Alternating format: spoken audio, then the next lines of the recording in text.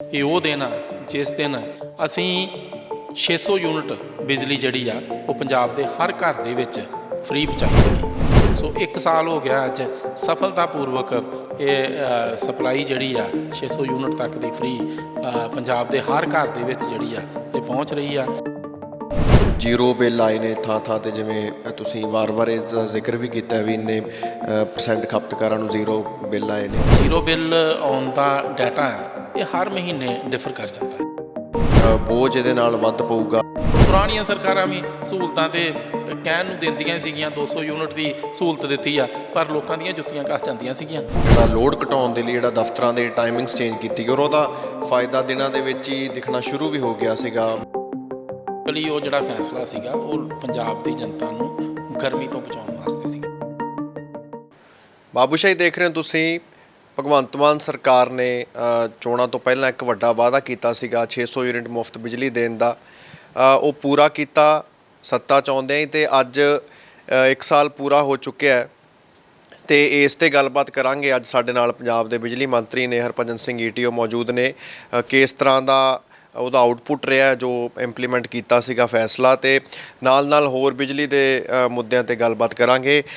ETO ਸਾਹਿਬ, 1 ਸਾਲ ਪੂਰਾ ਹੋ ਚੁੱਕਿਆ ਜੋ ਹੁਣ ਤੱਕ ਤੁਸੀਂ ਰਿਪੋਰਟ ਤਿਆਰ ਕਰ ਰਹੇ ਹੋ, ਦੇਖਦੇ ਹੋ ਪਿੱਛੇ ਮੁੜ ਕੇ, ਤਾਂ ਕੀ ਕੁਛ ਤੁਸੀਂ ਜਿਹੜਾ ਅਚੀਵ ਕਰ ਲਿਆ? ਸਭ ਤੋਂ ਪਹਿਲਾਂ ਤਾਂ ਅੱਜ ਦੇ ਦਿਨ 1 ਜੁਲਾਈ ਨੂੰ ਜਿਹੜਾ ਕਿ ਪੰਜਾਬ ਦੇ ਵਿੱਚ ਇੱਕ ਬਹੁਤ ਇਤਿਹਾਸਕ ਦਿਨ ਬਣ ਚੁੱਕਾ ਹੈ।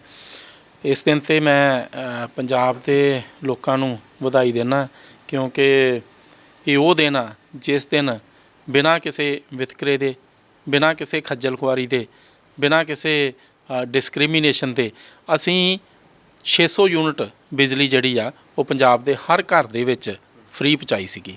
ਸਰਦਾਰ ਭਗਵੰਤ ਸਿੰਘ ਮਾਨ ਸਾਹਿਬ ਦੀ ਸਰਕਾਰ ਜਦੋਂ ਹੀ ਹੋਂਦ ਦੇ ਵਿੱਚ ਆਈ ਅਤੇ ਉਹਨਾਂ ਨੇ ਇਮੀਡੀਏਟਲੀ ਜਿਹੜਾ ਆਪਣਾ ਵਾਅਦਾ ਗਰੰਟੀ ਦੇ ਰੂਪ ਦੇ ਵਿੱਚ ਜਿਹੜਾ ਦਿੱਤਾ ਸੀਗਾ, ਜਿਹੜਾ ਪੂਰਾ ਕੀਤਾ, ਉਹ ਬਿਜਲੀ ਦਾ ਹੀ ਸੀਗਾ।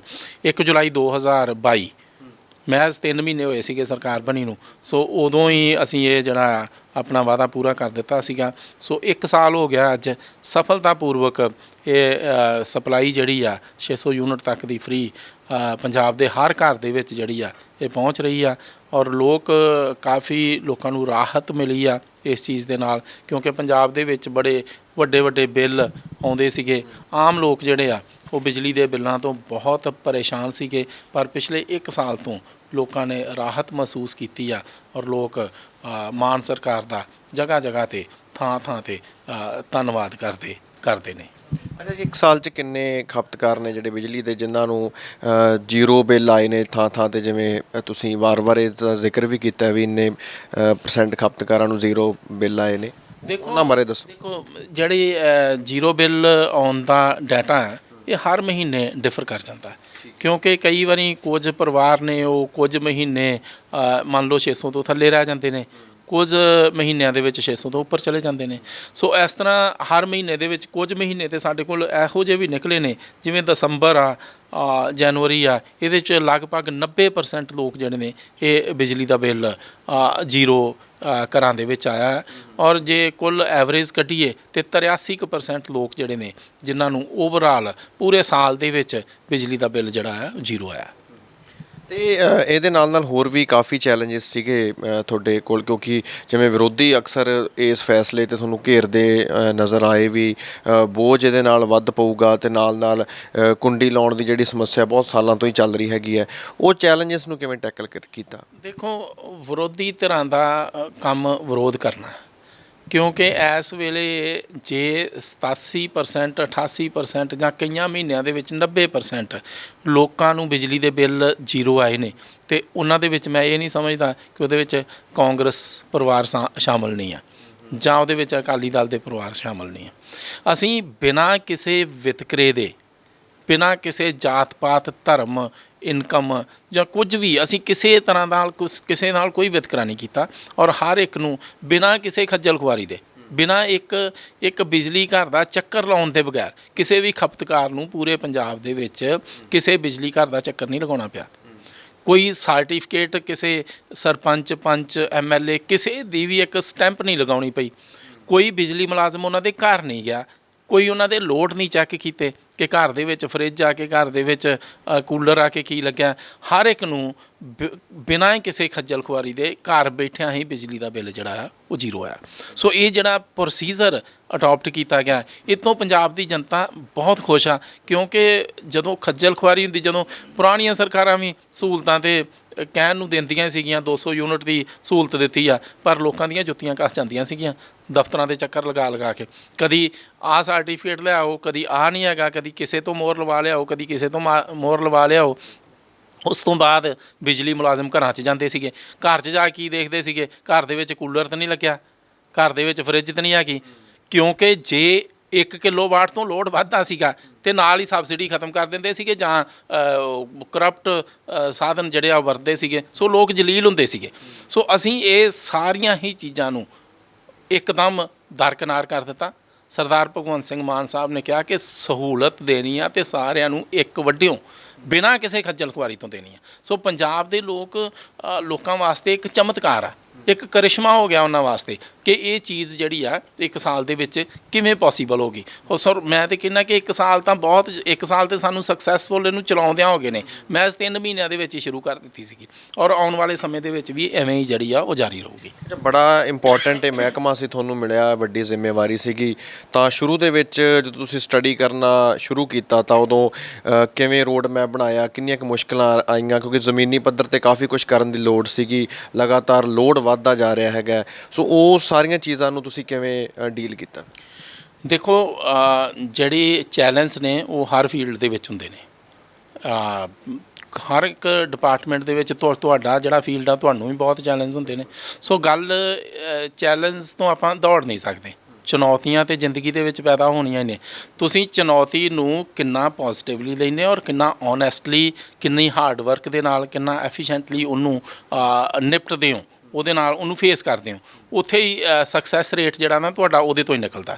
ਸੋ ਅਸੀਂ ਜਦੋਂ ਮੈਨੂੰ ਸਰਦਾਰ ਭਗਵੰਤ ਸਿੰਘ ਮਾਨ ਸਾਹਿਬ ਨੇ ਪੋਰਟਫੋਲੀਓ ਅਲੋਟ ਕੀਤਾ, ਸੋ ਮੈਂ ਖੁਦ ਸਾਰੇ ਥਰਮਲ ਪਲਾਂਟਾਂ ਦੇ ਉੱਤੇ ਜਾ ਕੇ ਜੋ ਵੀ ਹਾਈਡਲ ਪ੍ਰੋਜੈਕਟ ਸੀਗੇ ਉਹਨਾਂ 'ਤੇ ਜਾ ਕੇ ਸਾਰੀ ਚੀਜ਼ ਨੂੰ ਸਮਝਣ ਦੀ ਕੋਸ਼ਿਸ਼ ਕੀਤੀ, ਕਿਉਂਕਿ ਮੇਰੀ ਕੋਈ ਬੈਕਗਰਾਊਂਡ ਇਸ ਫੀਲਡ ਦੀ ਨਹੀਂ ਸੀਗੀ।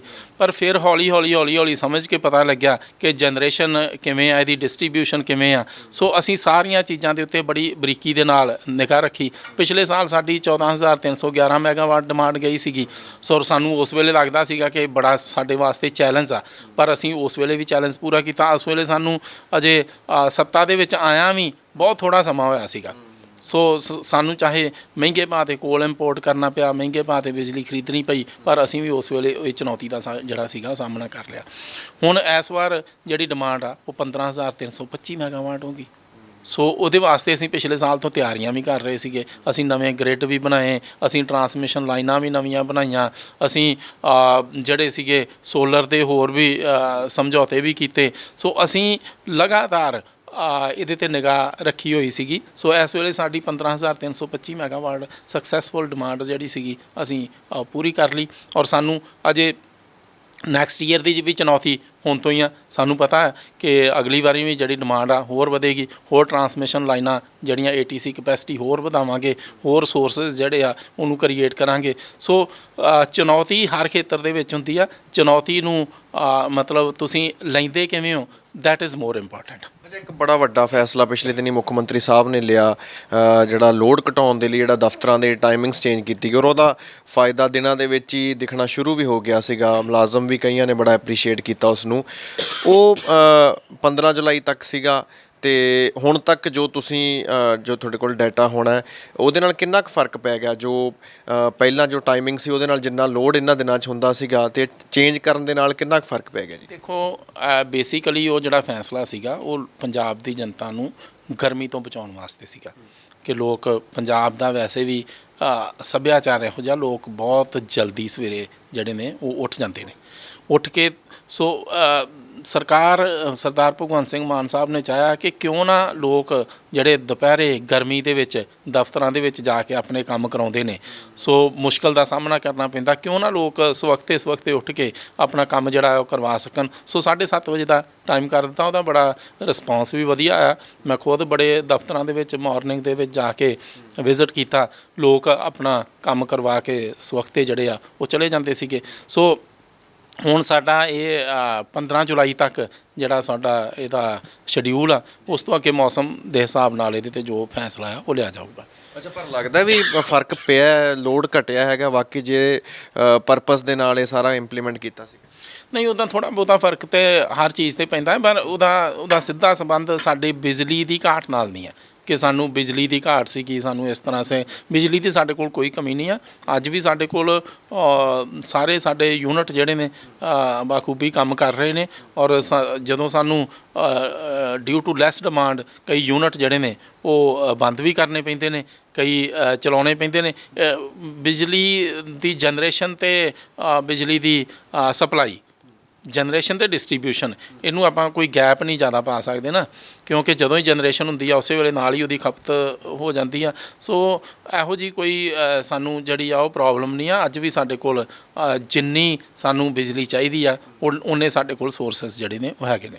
ਬਹੁਤ ਬਹੁਤ ਸ਼ੁਕਰੀਆ। ਸੋ ਗੱਲ ਕਰ ਰਹੇ ਸੀ ਅਸੀਂ ਹਰਭਜਨ ਸਿੰਘ ETO ਜੀ ਦੇ ਨਾਲ, ਜਿਨ੍ਹਾਂ ਨੇ ਦੱਸਿਆ ਕਿ ਅੱਜ 1 ਜੁਲਾਈ ਨੂੰ 1 ਸਾਲ ਪੂਰਾ ਹੋਇਆ 600 ਯੂਨਿਟ ਮੁਫਤ ਬਿਜਲੀ ਦੇਣ ਦਾ ਜਿਹੜਾ ਫੈਸਲਾ ਲਿਆ ਗਿਆ ਸੀਗਾ, ਤੇ 1 ਸਾਲ ਦੇ ਵਿੱਚ 83% ਜਿਹੜੇ ਲਗਭਗ ਕੰਜ਼ਿਊਮਰਸ ਨੇ ਉਹਨਾਂ ਨੂੰ ਜ਼ੀਰੋ ਬਿੱਲ ਆਏ ਨੇ। ਸੋ ਇੱਕ ਵੱਡੀ ਪ੍ਰਾਪਤੀ ਹੈ ਸਰਕਾਰ ਦਾ ਇਹ ਕਹਿਣਾ। ਤੇ ਆਉਣ ਵਾਲੇ ਸਮੇਂ ਦੇ ਵਿੱਚ ਵੀ ਬਿਜਲੀ ਨੂੰ ਲੈ ਕੇ ਜਿਹੜੀ ਡਿਮਾਂਡ ਹੈਗੀ ਹੈ ਉਸ ਨੂੰ ਪੂਰੀ ਕਰਨ ਦੇ ਲਈ ਸਰਕਾਰ ਲਗਾਤਾਰ ਤਿਆਰੀਆਂ 'ਚ ਜਿਹੜੀ ਲੱਗੀ ਹੋਈ ਹੈ। ਚੰਡੀਗੜ੍ਹ ਤੋਂ ਕੈਮਰਾਮੈਨ ਆਕਾਸ਼ਦੀਪ ਦੇ ਨਾਲ ਹਰਸ਼ਬਾਬ ਸਿੰਘ ਸਿੱਧੂ, ਬਾਬੂਸ਼ਾਹੀ ਟਾਈਮਸ।